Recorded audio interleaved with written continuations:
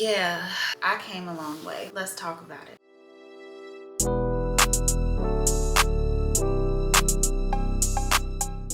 Good morning to everybody except those of you that were born with clear skin. Why are you on this video? We don't like you. Goodbye. Paul, why is you here? Just kidding. You're still welcome. Yeah, y'all, the pictures speak for themselves. I have come a long way when it comes to dealing with acne. When I tell y'all I have been through it, I feel like personally in my journey, I went through way too much that I just don't want anyone else to have to go through. I understand that everybody's skin is different, but if you are struggling with acne in any type of way, let me be a personal witness to tell you that no matter how severe your acne is or how long you've been struggling with it or how hard it seems to figure out what works for your skin, I'm coming to you barefaced. I did my eyebrows, but that don't matter.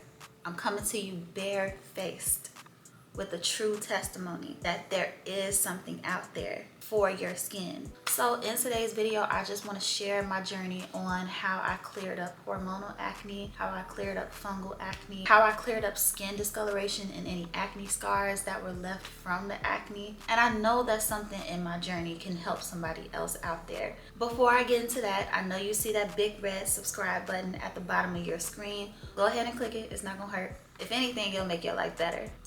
Go ahead and click it. I'll wait. Did you subscribe yet? Thank you. Fair warning, some of these pictures of my skin when I was struggling with different types of acne, they might get a little disturbing. It got bad, but I have come a long way and I'm happy to share my journey with y'all. Let's get into it. So like most people, I've dealt with acne since I was a teenager. There's been different periods where sometimes my skin would be clearer than others, but I never got it to a point where it was just consistently clear and I rarely experienced breakouts at all. Now, throughout my teen years in adulthood, I've been on and off birth control for different reasons. The very first time that I started birth control was when I got my first few periods in my menstrual cycle when I was 13. For whatever reason during the time, my first few periods were so irregular. Sometimes I would bleed for 14 days, sometimes even 3 weeks, sometimes just for a day or two, but my periods were all over the place. My dad, not knowing what to do at the time, he took me to a doctor and that doctor prescribed me birth control to regulate my menstrual cycle. So from that point and going into high school, for different reasons at different points in my life, I was just often on different types of birth control. And you might be wondering, why am I starting a story about acne by talking about birth control? I'm gonna get to that later, but just keep in mind that it's relevant. We're gonna put a pin in that for now. Let's jump to about 3 years ago in 2022 when I was not on birth control, and for some reason that I could not figure out at the time, I was breaking out with bumps in the lower half of my face. So all in the cheek and lower cheek area and around my jawline and chin, these breakouts that I could not understand where they were coming from or what to do about them. So at the time, I visited a popular dermatologist office in Chicago. When I visited this dermatologist, he asked a lot of questions about different treatments that I've tried, like clindamycin or tretinoin. These are pretty popular prescriptions that are used to treat acne. At the time that I was prescribed them, back throughout my teen years in high school, when I was like 14, 15, 16, they seemed to work really well. And I used these pretty consistently up until the point where I visited this dermatologist. It just didn't seem to clear up these breakups at all. At this point, this dermatologist proposed to try a different prescription called Plexion. I might not be pronouncing that correctly, but Plexion or Plexion, however you say it, is an antibiotic acne treatment. It comes in the form of a cleanser and a topical cream. After a week of using the Plexion treatment, my skin looked like this. And after 2 weeks of using Plexion, my skin looked like this. At this point, not only do I have more bumps than before, but they're itching. By week 3, I obviously took it upon myself to stop and to call this dermatologist's office back to figure out what exactly happened. Now, for whatever reason at the time, they weren't available for a follow-up appointment until like 2 weeks out from when I called them. And during this time, even though I stopped using Plexion, my face was covered in acne in a much more intense volume than it ever was before, and it was itching. It was itching like crazy. And as much as I tried my best not to scratch it, when I would go to sleep, I would unknowingly scratch my face in my sleep. And by the time that I woke up, my skin was bleeding. At that point, my skin was even more red. It was more inflamed. Also seeked other dermatologist office in the area, but for whatever reason, nobody was available to see me right away. Something was wrong. Nobody was available to see me. So I went to an urgent care clinic, and when I visited this urgent care clinic to see if there was something that they could do for the itching on my skin, the doctor at the time told me he didn't want to prescribe me anything to make it worse. I had to figure something out. My priority was just to stop the itching. I started to join different skincare Facebook groups. I was looking at different YouTube videos like you're doing right now. I was just all over the place looking in every avenue possible to figure out how to stop this itching and what type of acne itches in the first place. This is what I've learned. So I learned about 3 main types of acne. There is bacterial acne, hormonal acne, and fungal acne. Bacterial acne is caused by bad bacteria on the skin. When this happens, doctors prescribe antibiotics to fight the bad bacteria that is causing the breakouts. When your acne is bacterial, antibiotic treatments and creams like Plexion can actually be very helpful. Hormonal acne is caused by, you guessed it, hormones. Hormonal acne is common for teenagers experiencing puberty, and it's also pretty common in women experiencing different fluctuations and imbalances in their hormones. It's changes with your menstrual cycle, pregnancy, sometimes even stress, or starting or stopping birth control. We'll come back to that later. Fungal acne is a type of acne that can be very itchy. Fungal acne is caused by yeast and fungus that forms in the pores of the skin, which can happen when there's an absence of good bacteria in the skin. I also learned that taking certain antibiotics can also cause fungal acne or make it worse. Antibiotics can decrease the amount of good bacteria that is on the skin and cause an overgrowth of yeast and fungus to develop in the pores, which is very itchy. Sounds pretty familiar. I also learned that when it comes to addressing fungal acne, certain things like antifungal shampoo can be helpful. Would you look at that? I picked up some antifungal shampoo called Nizoral. Is an over-the-counter antifungal shampoo typically used to treat dandruff, but it has ketoconazole 1%, which is an over-the-counter strength antifungal treatment. When I use this on my skin as a mask every night for 5 minutes before rinsing it off, that following week, my skin was no longer itching as much as it used to. So at this point, it's safe to say that I learned a little something about fungal acne. And at this point, I learned enough to know that my skin was reacting to the fact that I was being treated for bacterial acne, which I never had. The antibiotic acne treatment Plexion that I was prescribed would have worked for bacterial acne, but since that clearly wasn't the right treatment for me, I ended up having fungal acne as a result. And what I've learned so far is that anti-dandruff shampoo with ketoconazole is doing a little something. By this point, I learned how to calm down the itching in my skin, but it wasn't completely gone away. On top of that, my skin was still bumpy. It was still facing these small fungal bumps that were coming on different areas of my skin. By the time that this original dermatologist office was available for a follow-up appointment, the denial and the gaslighting that something went wrong on their end was real. And instead of them just admitting that Plexion was not the right treatment for my skin, they suggested to give me a stronger acne treatment called Accutane. I know y'all have heard about Accutane, and I didn't need Accutane. I just needed them to listen, and I needed something to stop the itching. Like, I carry myself in a very poised and peaceful way, but when you play with my time and you play in my face, and literally, this dermatologist played in my face, literally.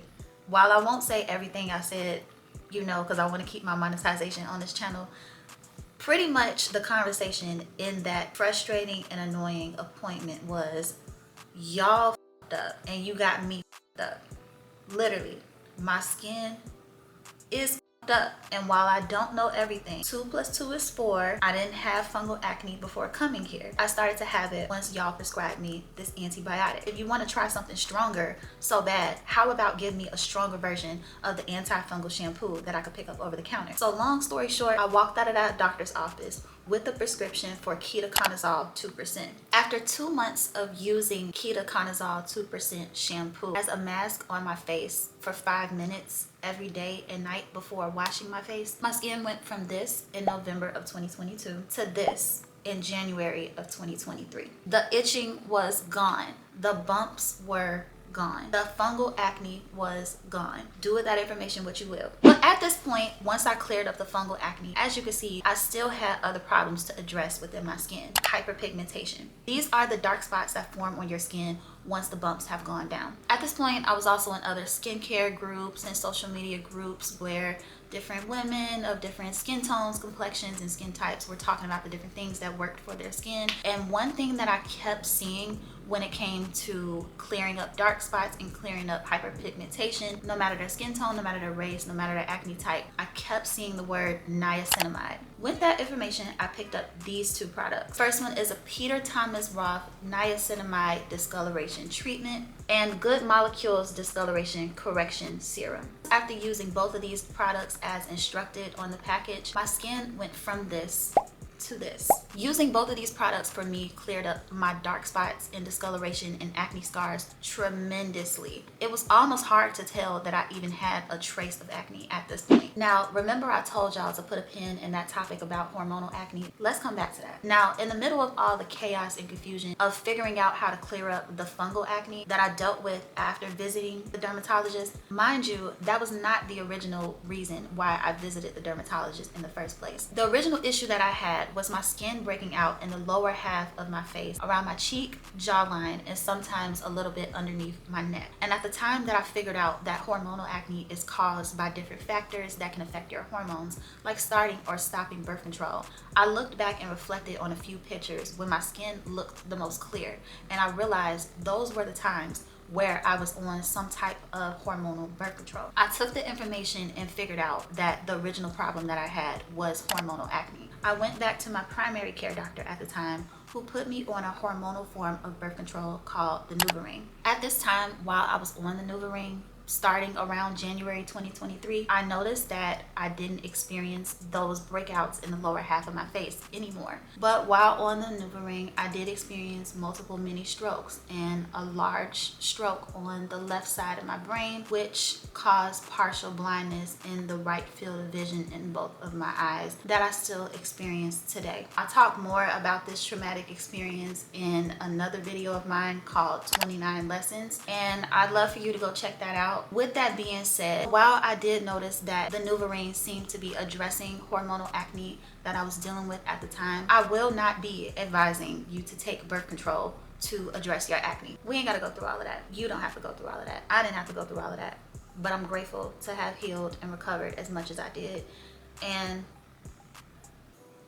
we're not crying in this video. With that being said, I've not taken any form of birth control since being hospitalized for those strokes, and I will never take birth control again.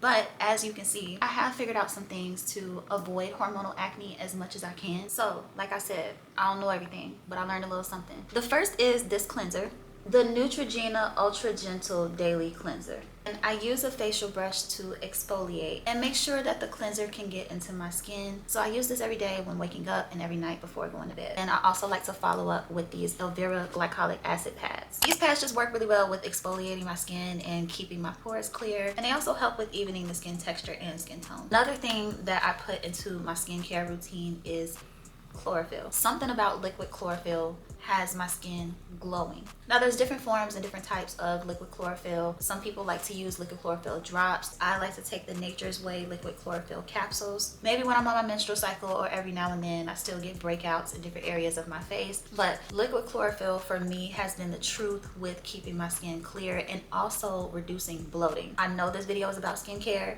so we're gonna keep it on that topic. But chlorophyll, skincare, and gut health go together real bad. I'm just a witness. The other few things that I like to use in my skincare routine to maintain clear skin are these two bad boys right here. 10% benzoyl peroxide from Up and Up, and the Up and Up Adapalene Acne Gel. And they just work really well. They're usually like $4 or $5. The Up and Up benzoyl peroxide is an acne treatment that has just worked really well with my oily, acne prone skin. This is pretty much like an over-the-counter version of clindamycin. For me, it's just as effective for preventing those breakouts that used to happen on my forehead or on my cheek. Now the over-the-counter Up and Up Adapalene Gel, it is a form of a retinoid. For me, it's worked really well with unclogging pores, reducing acne, also fighting those acne scars that can come in the aftermath of acne, and just fading those dark spots and hyperpigmentation. That, along with the other discoloration serums that I use, Heater Thomas Roth Niacinamide Discoloration Treatment and Good Molecules Discoloration Correction Serum, worked wonders for me. The other thing with using niacinamide and usual discoloration correction serums or creams, oftentimes what you'll see on the instructions, if you use these discoloration or correction serums during the day, in order to get the best results and ensure that the serums work its magic and fade those dark spots, you need some type of layer of SPF or sunscreen on your face. I like to use this Neutrogena Mineral Ultra Sheer Face Stick. So right after using these two, I like to rub the sunscreen on my face just to make sure that it's doing its magic the way it's supposed to. And whenever I just get one of those annoying pimples, as tempting as it might be to pick and pull and pop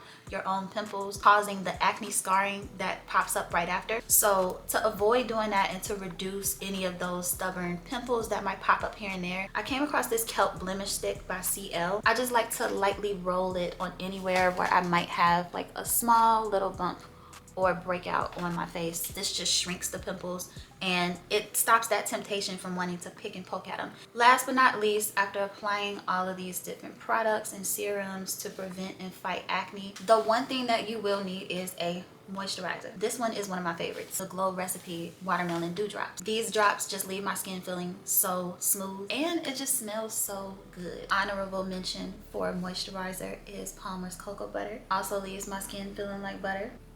Don't play with it. So yeah, this is the routine that keeps my skin clear from acne these days. I use this consistently. It's worked wonders for my skin. And like I said, hormonal acne is tricky because there are so many factors that can contribute to it. It could be puberty, it could be pregnancy, it could be whether you're starting or stopping birth control, it could be stress, it could be your diet. I'm not gonna sit up here and act like I eat all the right healthy things all the time, so I'm never gonna lie to y'all like that. I'm also from Chicago, so I love me some good crunchy curls or flaming hots with cheese. Like, I don't always follow what I need to be doing when it comes to eating right.